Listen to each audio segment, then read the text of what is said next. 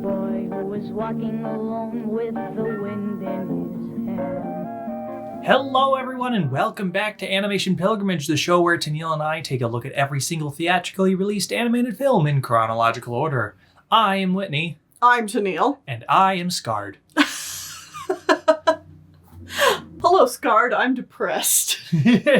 We watched Nobody's Boy, Remy. The Remy part is sometimes in the title, sometimes isn't.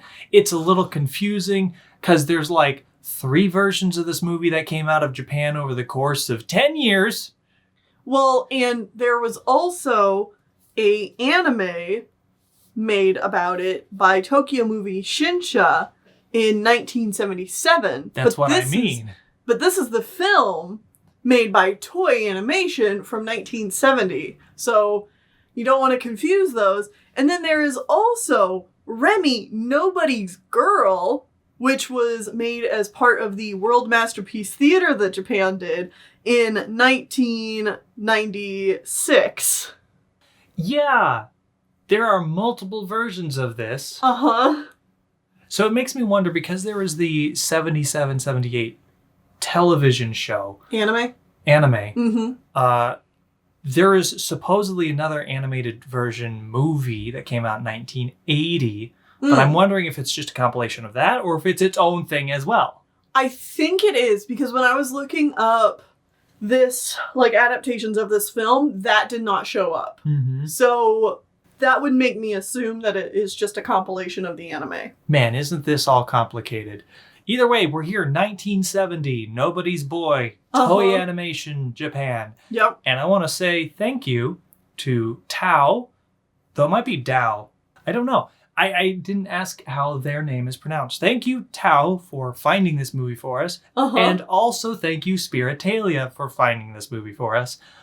Both of whom, when they sent us this movie, they both thought this was the 1980 version on our list. Not the 1970 version. It was only after digging around that you found it was actually the 70s version? Yes, and I had to do a lot of searching because this movie has no information. None. Because of the 77 anime that came out that was 10 times more popular, I can only assume. The Wikipedia for this, the Wikipedia page for this movie literally is just the Japanese title, and it says, was a movie released in 1970. And then it has a see also Nobody's Boy, and which will link you back to the Wikipedia page about the book. But that's it. That is it. It doesn't, I don't even think it says, it might have a thing on the side that says that it was made by Toei Animation, but that is it. That is it. Needless to say, there's not a lot of information about this movie. And I mean, I can't really say I'm surprised. I'm a little surprised because, it is still a film made by Toei Animation. The other films that they've made during this time period also didn't have a lot of information, but it had more than this. That is true. And we were able to find them. Mm-hmm. So it is strange that this one is so completely buried. Yeah. So how'd you feel about this film? It was honestly hard to watch. It is a children/family film, but it has, just as a warning, a lot of animal death. Yeah, a lot of animal death. So that's your warning. How about we get... And child abuse. Yeah, and child abuse in general. Let's talk about the actual movie itself now. So there is Remy. He is a boy. He lives with his mom. He loves his mom. His mom loves him. Mm-hmm. His dad comes back from who the hell knows where. He's been gone for years.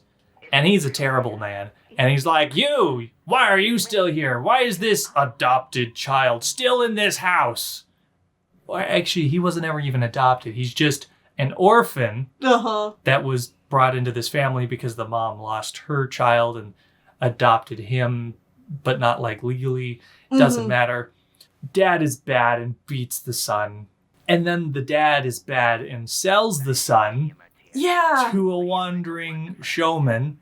And he's stuck on a boat and his mom is running after him and tearfully crying and like, no, my son. Oh my god. Like, this movie's barely started. I'm already super depressed. The boy does have a dog named Cappy who does join from him. the farm who joins him. Mm-hmm.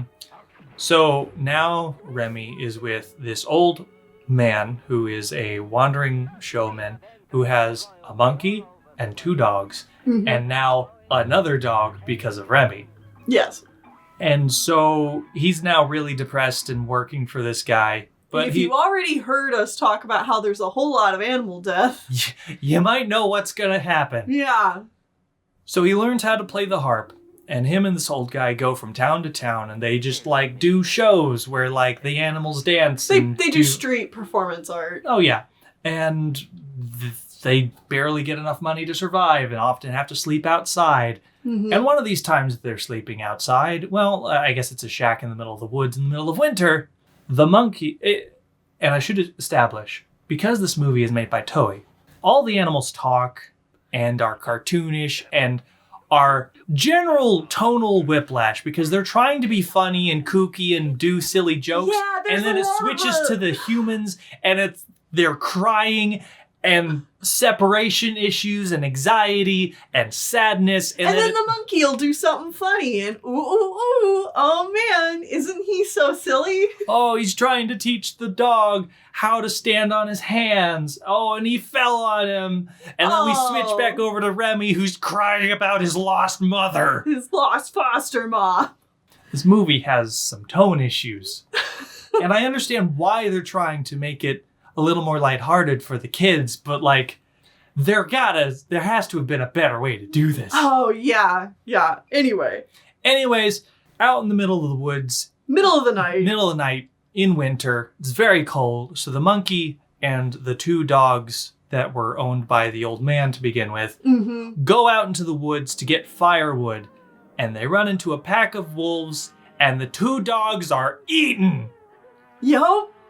They're just dead. We only find their hats. And hats! and the monkey's hat too, but the monkey managed to go up a tree and survived. But it gets pneumonia. So the next day or so, they're in a town and they're like, all right, monkey has to stay in this house here and can't move. And we have to go do a performance ourselves with the dog that's incompetent at doing shows. So that we can pay to keep the monkey alive. Yes. So they go and do a show, but nobody likes it. So the old man is like, I used to be an opera singer and I don't like singing anymore, but I'll do it to get the money for my monkey. And so he sings beautifully, which awakens the monkey. And the monkey's like, I have to go do my show. Because I hear my master singing. So then we get like a 2-minute sequence of this monkey falling over and crawling and falling over and crawling through the town as we get this beautiful Ave Maria, I think it was, from the old man. And he finally makes it to the old man and is like, I did it. And then he keels over and dies. And then they have a funeral for the monkey. And then they immediately take the hat. Oh, and then the dog. No, the dog's like, Master, you've taught me so much. Here, I can show you. I can stand on my hands for you. And so he does a handstand and starts crying. The monkey's grave, and everyone's crying, and they're like, yeah, Cappy, you did it. And they give him the monkey's hat. And I'm just like, what the fuck? No. I don't know whether to laugh or to cry. This is awful. They move on to another town. And the old man is arrested because he doesn't have a permit for doing show art. And so he's stuck in jail for some amount of time. So it's just Remy and his dog. And so they're playing by the river. And a rich lady on her boat is like, oh my goodness, that was so great. Come onto my boat and perform for me and my small child daughter. And they do it, and they love the companionship of the boy and his dog. And so they just stay with this lady There's a purple dog that's also in love with Cappy. Oh, of course. Which, I mean, like, of course, Toy just has to add, like, another animal companion character. And so Remy is happy and talks about how he's looking for his long-lost mother. And this lady is like, wow, that's so sad. And, you know, I lost my baby child when they were just a baby. They were stolen away from me. Cue gif of everyone face slapping. And then Remy's like, wow, that's really sad. I hope you find your son someday. And the lady's like, yeah, I hope you find your mother someday. It's the scene from Kung Fu Panda 3. Wow. Yeah. Yeah. Mm-hmm. Oh, God. So the old man eventually gets out of jail. And he's like, well, Remy, you can stay with this nice lady who loves you so much and will take you in as her own son. But I'm going to leave. I can't stay in one place too long. Come on, old man. So Remy's like, all right, I can't leave the old man by himself. I'm going, and you can stay, dog. And dog's like, no, I got to go with you too, because I'm the star of the show. Yeah.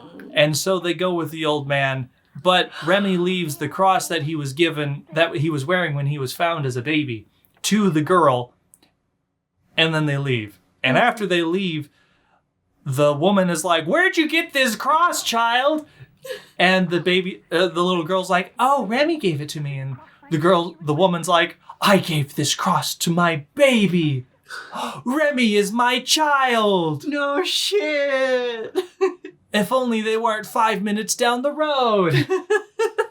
And what an inconvenient 5 minutes down the road it happened to be, because the old man keels over and dies. Well, yeah, they immediately run into a snowstorm. And Well, it's not a snowstorm, it's just a windstorm.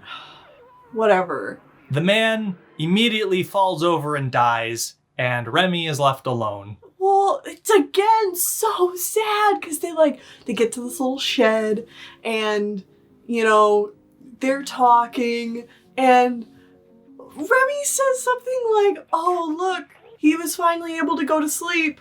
Wait, no! Yeah. No, don't leave me! And it's like, oh my God. Why? No! I'm literally in tears at this point. The acting is not good. The pacing and the tone is atrocious, but it's just, so heartbreakingly sad and, poorly done that you can't help but laugh and cry at the same time. This movie is just a movie that makes you want to feel really, really, really sad. Oh, yeah. All the time. Uh-huh. So, one character I forgot to mention while he was on the boat, he met the brother-in-law of his mom. Yeah.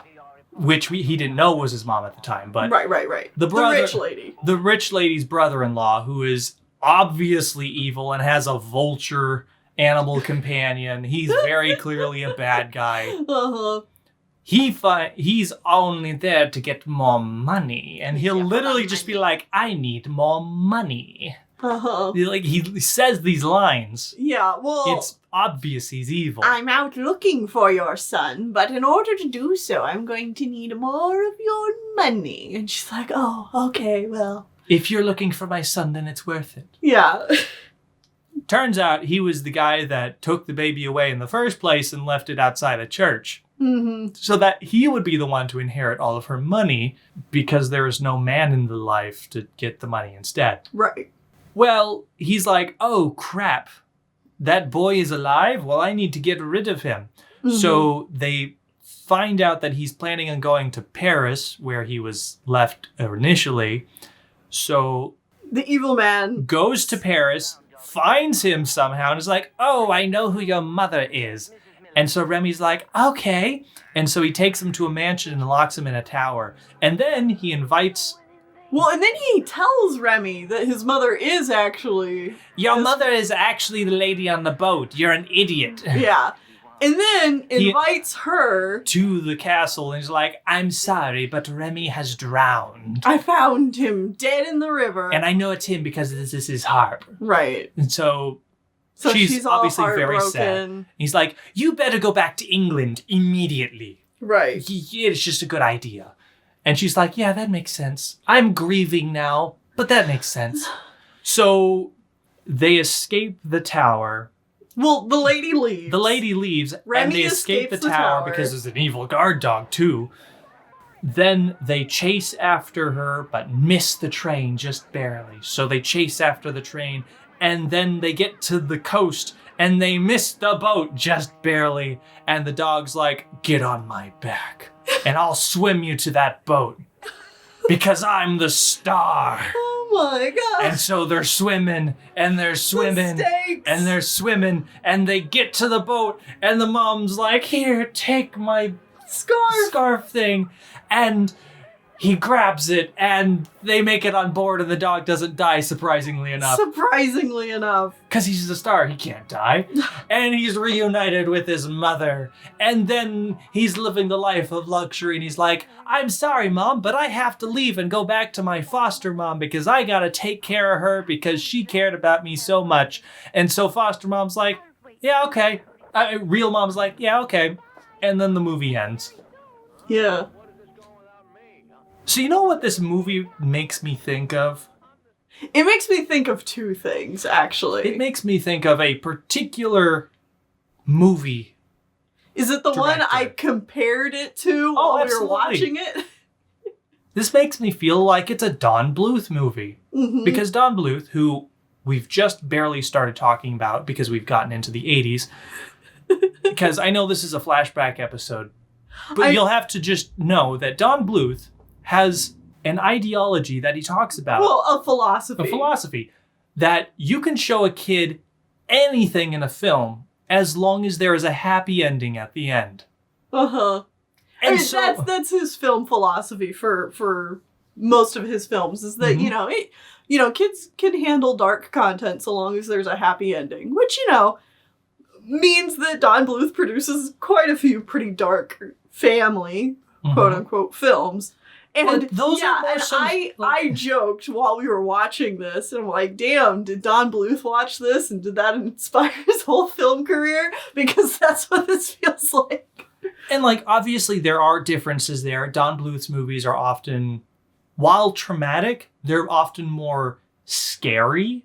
Yeah, than actual loss. Just, depressive loss and sadness. Mm-hmm. Which is what this movie is. Unless we're talking about A Land Before Time. Yeah. But that one has a lot of scary elements in it, too. Yeah. The other movie I was going to compare it to was another film we've watched for AP, which is based on the same kind of genre of book, is Oliver Twist. Oh. Where you're adapting something and it's about kids. So this is obviously for kids, right? And it's like, no, this is really a commentary about how bad child labor is mm-hmm. in this time period. And it's really made for adults to see how terrible child labor is. And trying to adapt it into a quote unquote family film is kind of irresponsible. Yeah.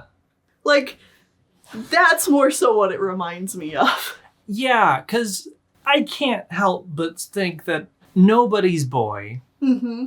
should not be adapted for children. And if it is, you gotta heavily rewrite this and not just throw talking animal companions in to do goofy slapstick. That makes it worse, because let me tell you, I read the synopsis for the book, which is actually called Sans Famille, which is a French novel by Hector Malot.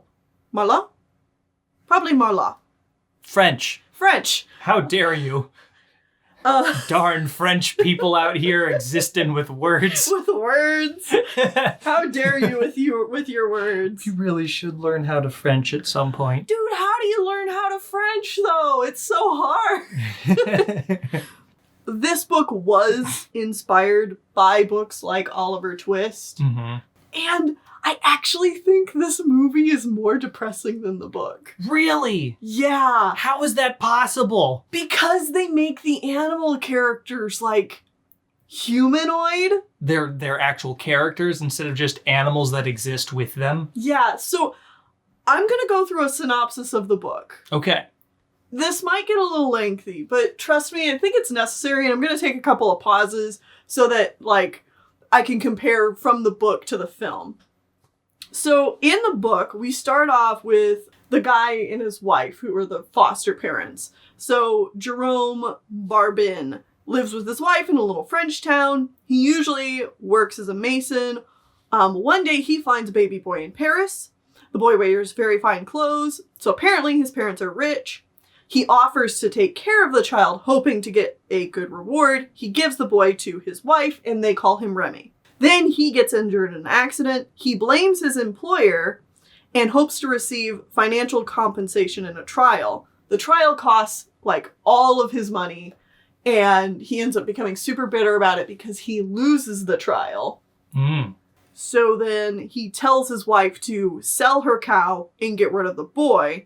She only gets rid of the cow and doesn't get rid of Remy. When Remy is 8, the man comes back home.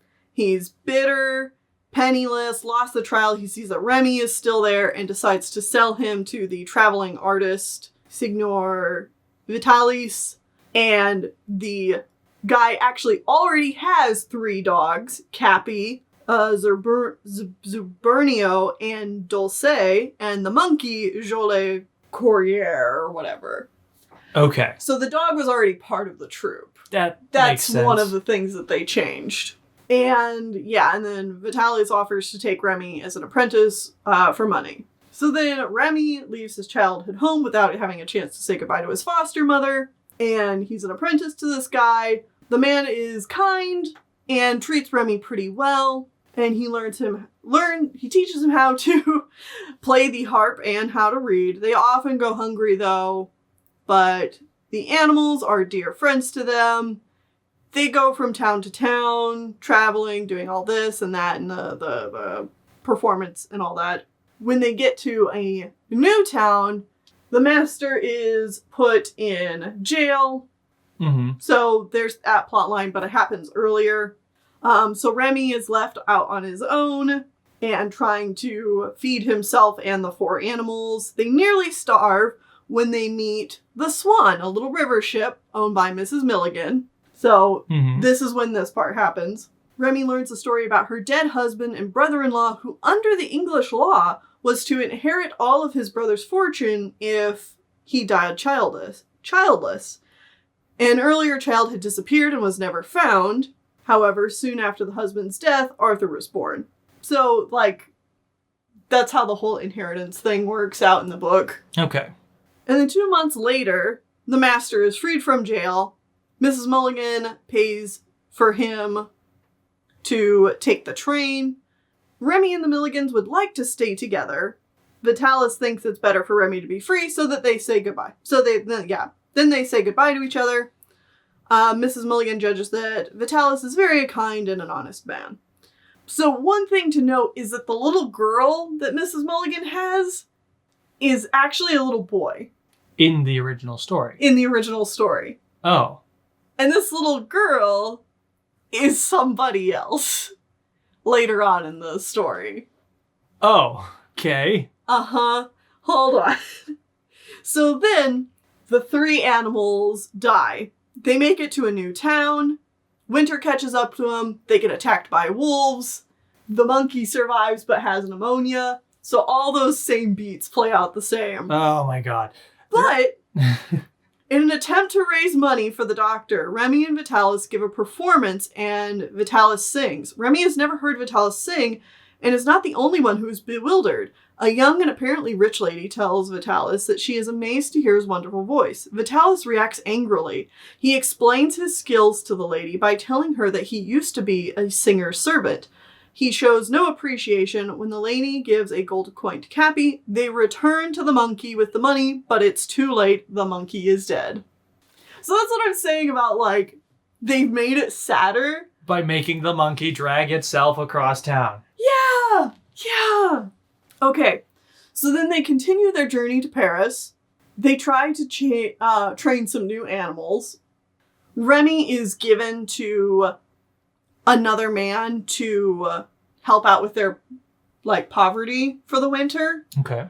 So, like, he's given, like, indentured servitude or whatever to another person. But in this house is, like, a really mean man who's, like, beating all these kids. Yeah, speaking of the kids, there's another boy who has been there who looks super ill named Mattia, who helps keep the house. Remy witnesses a whole bunch of child abuse, essentially. Vitalis comes back and sees how the boys are being flogged, and he tells the other guy that he should go to the police, but this abusive guy threatens to tell some people just one name, which will make Vitalis red from shame. So apparently this guy has some kind of, like, blackmail on Vitalis. So Vitalis doesn't turn this guy into the police, so he takes Remy away. But this act apparently somehow costs Vitalis his life. That night, unable to find a place to stay, they collapse under a snowstorm, and Vitalis dies. Remy then ends up with this other group of people who have a little girl who is mute named Lisa. Okay. And that's where this Lisa girl comes in, who was the girl in the movie. Remy then learns the terrible truth. Vitalis is dead, and in an attempt to discover his identity, the police officers take in Remy and this abusive guy that he was with, who reveals that Vitalis used to be a famous Italian singer, Carlo Bizzani. When he aged, he lost his voice and was too proud to sing in lesser venues. He decided to disappear, changing his identity to Vitalis. Anyway, this family takes Remy and Cappy in. Remy adores Lisa. He teaches her to read and plays the harp for her. And then the family that he's with end up getting in debt, and a hailstorm, like, ruins their business. And then they end up needing to go to debtor's jail. So just constant bad things. Bad things all the time. The children are then sent to aunts and uncles in several French towns away. And although the children insist that Remy belongs to part of the family, none of the uncles or aunts are willing or able to take care of Remy. So Remy and Cappy are now out on the road again. And that ends the first volume of the book. And then there's the second volume of the book, where he then meets back up with Mattia, and they, like, go to a mining facility, and there's, like, a cave-in, and they're trapped down in the mines for, like, 4 days, and one of the people there with them admits that it's his fault that the cave-in happened, and he commits suicide, and then they're saved, and then they continue out on the road with Mattia and Cappy, and then he's like, oh, I've decided I want to go get a cow for my foster mom again, because she had to sell her cow. So he gets the money to get a cow, and he starts traveling back, but then police stop them because they're like, what are two orphan boys doing with a cow? You obviously stole it. And so, like, then they have to go to, like, court, and they prove that they bought the cow.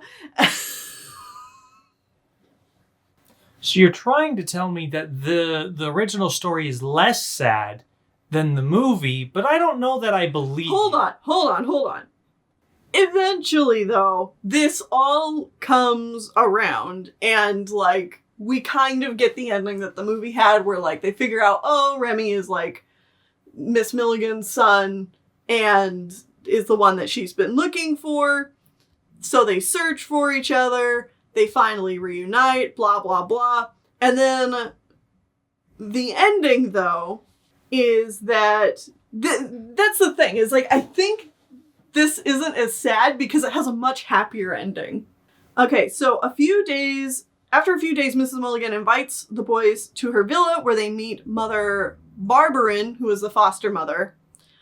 Miss Milligan sent for her. Mother Barberin shows Remy's baby clothes, for which Mrs. Milligan recognizes as the clothes her boys were in when he was stolen.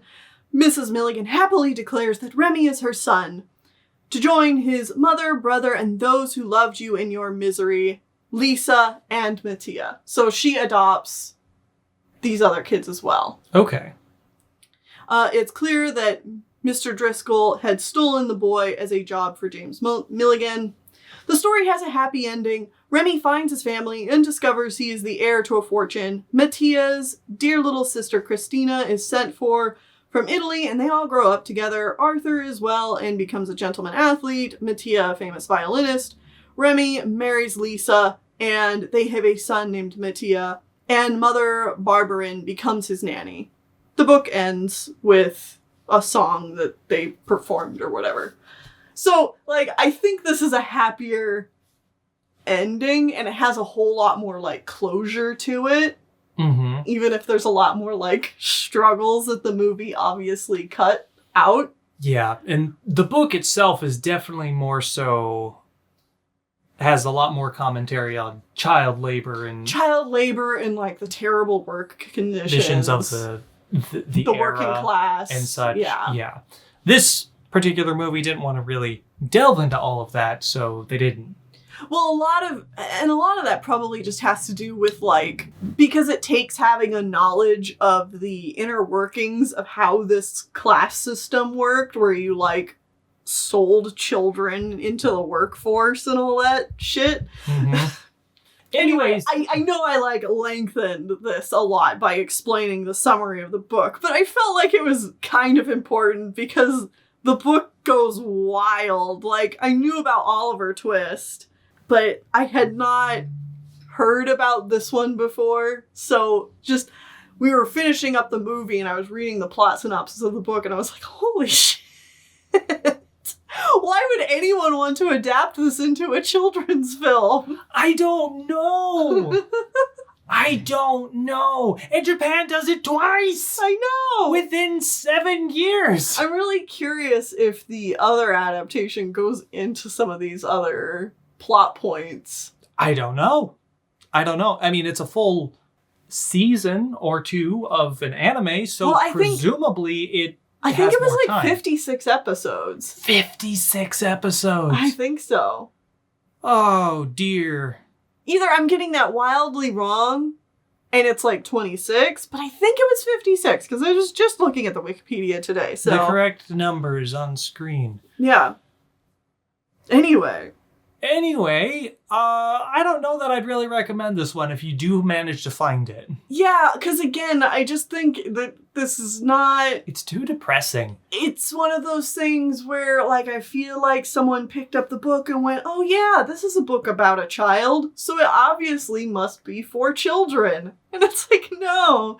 And there's nothing wrong with having, like, doing an animated adaptation of this. But you should not try and, like, paint it with a, like, oh, look, a film for the whole family to enjoy brush. Watch these silly hijinks of this dog dragging a bird around in a cage, and oh, it's skiing on the water. Oh, it's so funny. Look, the monkey's dead. Ignore the context of this mother and child pair being wrenched apart because the husband just wants money. This is a movie that would absolutely traumatize me as a child. Mm-hmm. Anyway, that's it for the wrap-up episodes. Mm-hmm. So if you're watching these in chronological order, more 1970s, I think. Yeah. But in fact, I think the other toy animated films that we have around this time are like Alibaba. Those are for next year, 71. 71. The other 1970 toy animation film is 10,000 Leagues Under the Sea, and we couldn't find it. At least not yet. Who knows? Maybe eventually we will. Yeah. But no, we were able to watch the 2 in the year before this and the 2 in the year after this. Okay. But this year, no, this is the first one and only one. Because the other one was like Animal Treasure Island, right? Yes, Animal Treasure Island. Where we had to keep Alibaba. stopping ourselves from saying Treasure Planet. Yeah. And right there, I almost said planet again. Okay. Anyway. Either way, join us back here next time as we start 1981 if you're keeping up with these as the episodes are coming out. So see you guys then as we jump into a new year. See you then.